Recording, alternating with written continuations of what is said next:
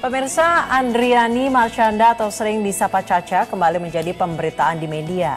Artis sinetron yang memulai karir sejak belia ini diberitakan berselisih paham dengan sang ibunda. Ya, hingga ia dirawat di rumah sakit. Berikut informasi selengkapnya. Andriani Marshanda yang akrab disapa Caca telah memulai karir keartisannya sejak masih belia. Karirnya begitu cemerlang memintangi berbagai judul sinetron berating tinggi. Sosok Marshanda mulai tenggelam saat penggemarnya kecewa dengan perubahan penampilannya.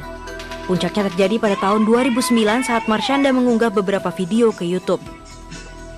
Dalam video bertajuk Who Do You Think You Are, anak pertama dari 3 bersaudara ini berjoget sambil meluapkan kekesalan hatinya di masa lalu. Yang musuhin gue waktu gue SD, gue gak kayak temen gue struggle kayak orang gila di sekolah gue sendiri.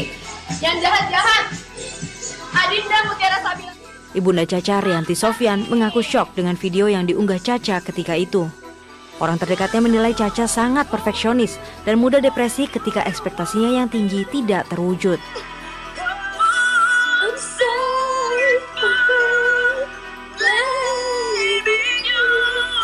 Selang 3 tahun sejak videonya tersebar, Marshanda memutuskan untuk menjadi motivator. Ia menikah dengan Ben Kasyafani dan memiliki seorang putri, Sienna Amirah Kasyafani. Sayangnya pernikahan itu berakhir ketika Caca menggugat cerai suaminya pada April 2014 lalu. Kini nama Marshanda kembali mencuat karena kasus ketidakcocokan dirinya dengan sang ibunda. Ia dikabarkan dipasung oleh ibunya, dimasukkan paksa ke rumah sakit selama 8 hari. Caca juga mengaku disuntik paksa oleh dokter dan dijaga ketat oleh beberapa orang yang disewa oleh ibundanya. Kini kasus ini tengah dalam pengusutan Polres Metro Jakarta Pusat. Nah, ini kita masih belum tahu nih apakah benar penyebabnya.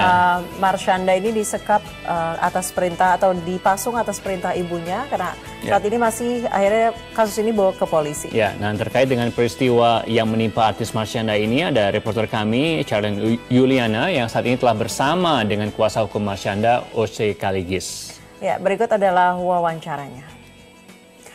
Calon, silahkan bagaimana proses hukum Marshanda, apakah diteruskan ke polisi atau seperti apa?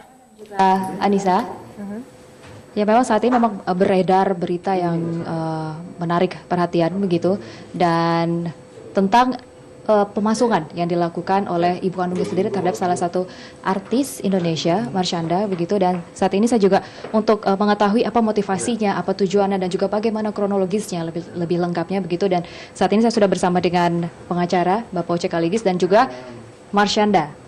Ya, apa kabar Marshanda? Baik. Ya, oke.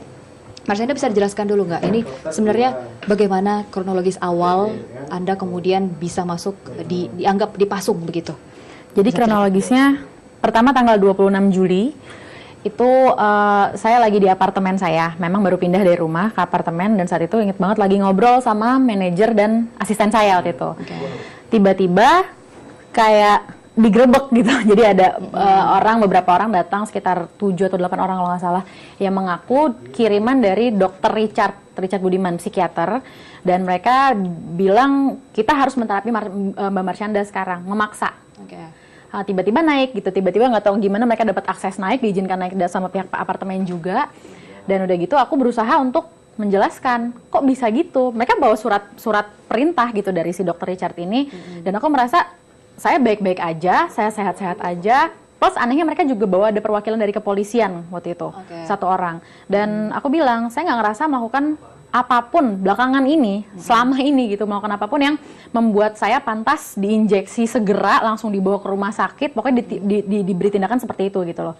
Saya nggak ngerasa meresahkan masyarakat, membahayakan siapa-siapa, melakukan tindakan kriminal apapun, dan saya merasa punya hak untuk menolak keberadaan bapak-bapak ibu-ibu sekalian sekarang di apartemen saya. Saya dengan sopan saya ngomong gitu. Terus dari gitu mereka tetap ngotot. Nggak bisa Mbak, tapi kita tetap harus injeksi Mbak Marshanda. Kalau Mbak Marshanda mau mungkin nanti ikut kita dulu aja ketemu sama dokter Richard ke rumah sakit. Bilang gitu. Terus aku bilang, mereka tetap ngotot kan. Aku bilang, saya boleh mikirin dulu nggak bentar, saya bicarain dulu deh sama manajer saya dan asisten saya di dalam. Mungkin bapak-bapak boleh keluar dulu sebentar. Tapi mereka nggak mau, tetap insist di dalam. Dan akhirnya aku bilang, gini deh, saya telepon pengacara saya dulu kalau kayak gini. Udah kan? Oke, udah silahkan gitu. Mereka kasih waktu, saya masuk ke kamar. Saat itu juga saya coba telepon memang waktu itu aku sempat ketemu sama Om Oce ya sebelumnya ya, beberapa hari sebelumnya belum ada kejadian ini gitu. Nah terus aku pikir ya udah aku telepon Om Oce, aku juga kenal sama anaknya Om Oce Velov, aku coba telepon juga, pas itu nggak diangkat-angkat. Udah aku mencoba tenang setenang mungkin dan berpikir seklir mungkin gitu, ini gimana nih. Lagi aku terus menelpon, itu orang perawat-perawat itu ngotot, ngetok kamar, ngebuka kamar, terus ada satu di antara mereka laki-laki bilang, udah deh Mbak Marsyanda ini kelamaan, kita injeksi sekarang aja deh gitu, dengan cara seperti itu. Oke. Dan mereka menginjeksi tanpa melakukan pemeriksaan terlebih dahulu? Nggak ada sama sekali pemeriksaan apapun. Pokoknya, dan aku kan mikir udah ini laki-laki, aku nggak mungkin ngelawan, ya udah aku pikir udah lakuin aja. Terus udah gitu, dan mereka juga bilang dapat perintah dari keluarga. Dari ibu aku, dari paman aku, dan saat itu pun ada adik laki-laki aku ikut masuk ke dalam kamar itu tiba-tiba. Melihat pas ketika Marsyanda diinjek gitu? Iya, dan aku... Mereka diam aja? Iya, memang itu mereka, memang mereka melakukan itu gitu. Dan aku diinjek kanan, kiri, kanan suntik 1 ampul, kiri 1 ampul gitu. Udah langsung kelingan, bahuku berat banget. Dan mereka bilang, yaudah oke sekarang kita langsung ke rumah sakit. Untuk Mbak Marsyanda diopname. Oke. Gitu. Dan Pak Oce sendiri tahu dari mana gitu Pak Oce? Gini, sebelumnya saya sudah ketemu sama beliau. Jadi ceritakan masalahnya apa segala macam, seolah kan dia dibawa tekanan ibunya mau diperlihatkan bahwa dia ini orang-orang yang katakanlah mempunyai kelainan jiwa. Tapi kalau dia ngomong sama saya sama sekali tidak, dan dia ngomong mengenai hak asuh dari anaknya. Saya bilang kalau hak asuh itu menurut kompilasi hukum Islam, karena kan saya cukup banyak membela di pengadilan agama sejak dulu ya. Itu pasti hak asuh untuk Anda, saya katakan, selesai.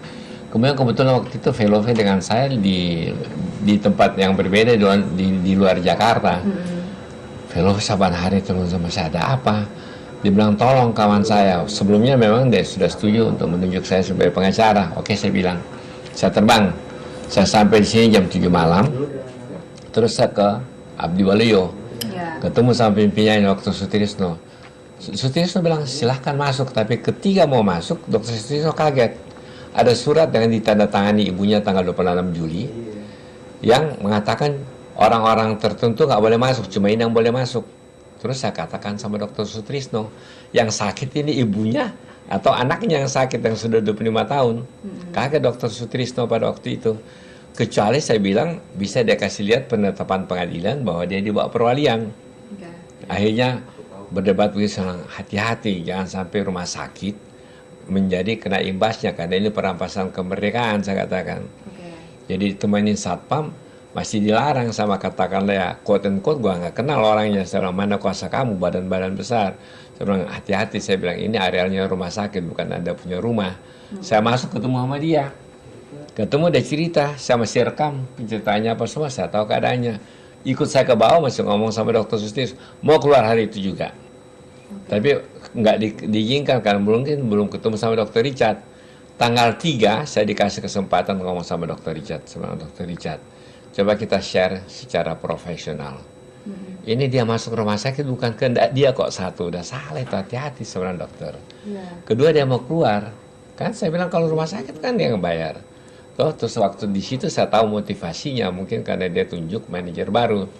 Sedangkan sejak umur 6 tahun sampai sekarang uangnya dikuasai oleh ibunya tanpa transparansi. Gitu. Jadi saya bilang, oh ini bukan, ini modus operandinya bukan di artinya. Dan kedua kok ibunya kok aneh.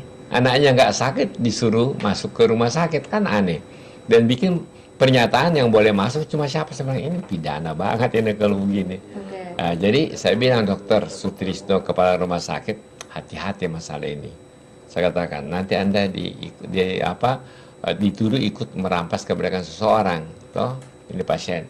Saya bilang sama Richard, mau second opinion. Jadi waktu tanggal 3 itu saya naik ke atas, masih dia ngalang-langin, dia dengar.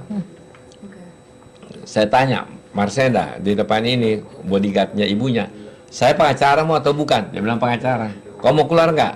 Mau keluar. Kau yang mau nggak masuk sama? Bukan, dia bilang, saya secara disuntik begitu. Terus bagaimana waktu tanggal 2 saya dipaksa minum obat, saya bilang larang. Masih dipaksa, dia bilang, yang saya dengar, kalau dipaksa saya suruh rumah sakit. Jadi enggak, jadi malam itu juga saya sudah minta di depan Dr. Sutrisno, kalau dia nggak mau minum obat, jangan. Dr. Sutrisno bilang iya kan pada waktu itu. Nah, Jadi saya pikir-pikir, oh ada apa ini kan? Nah, saya pelajari, kalau saya sih legal basisnya dulu. Pertama, orang mau masuk rumah sakit, itu hubungan pasien dengan dokter kan? Kalau pasien sakit, ada beberapa kemungkinan ada konsultasi dulu sama dokternya, nggak langsung masuk rumah sakit dengan disuntik. Kedua, kalau misalkan pun dia sakit, kan dia yang merasakan sakit. Dia mau obat jalan atau mau ke rumah sakit kan? Nah, habis itu setelah keluar tanggal 3, kebetulan dibuntutin orang kan? Saya minta Kapolsek Menteng. Dibantulah sama Kapolsek Menteng, sekalian saya tulis surat kepada Kapolres, supaya ini kan dilindungi. Siapa tahu sekarang masih diikut-ikutin kan? Karena kan cara-cara yang pertama sudah melawan hukum. Nah, tanggal 4 itu kemarin ya, kita pergi ke rumah sakit RSPAD di sama Agung. Dia juga kaget, kok dia baru satu kali diperiksa sudah dikatakan penyakitnya ini. Iya, betul. Sedangkan dokter bilang nggak begitu cepat mestinya kan, makanya ada tes. Ya mesti ada tahap-tahap, ada tool, ada apa segala macam. Nah, jadi begitu dia merasa aman, saya bilang udahlah, tenang aja dulu, hukumnya kita tuntaskan. Tentu kan saya mesti dengar klien saya kan, karena dia mau aman, dia sudah umur 25 tahun, dia mau berkarya. Dari 6 tahun ditekan, kalau nggak bisa tidur dikasih obat, dan ini jadi kebebasannya hilang ini sebenarnya. Ya. Sudah jadi kalau keadaan jiwanya sudah stres sebanyak itu, karena kan tidak ada komunikasi dua arah dengan ibunya itu aja. Jadi saya pikir dalam ini kalau masalah hukum bisa selesaikan, dan saya sudah janji kepada beliau kita selesaikan dengan pasti menurut hukum yang berlaku lah dalam hal ini. Dan saya cuma himbau kepada masyarakat, klien saya ini nggak kelainan jiwa kok, Anda lihat aja. Saya udah berapa kali ketemu sama beliau, ngomongnya runtut. Saya ini udah biasa ketemu orang, ya. Dari pembohong kecil sampai penipu besar sudah saya alami itu. Jadi saya bisa tahu dari cara-caranya bercerita kan. Oke, baik Pak Uci, maaf Pak Uci, saya potong, kita harus break dulu Pak. Ya, kita harus break dulu, nanti kita akan lanjutkan kembali. Nah, pemirsa, saya akan melanjutkan kembali perbincangan saya dengan Marsyanda dan juga Pak Oce Kaligis setelah iklan ataupun setelah pariwara berikut ini. Tetap di Watch Out.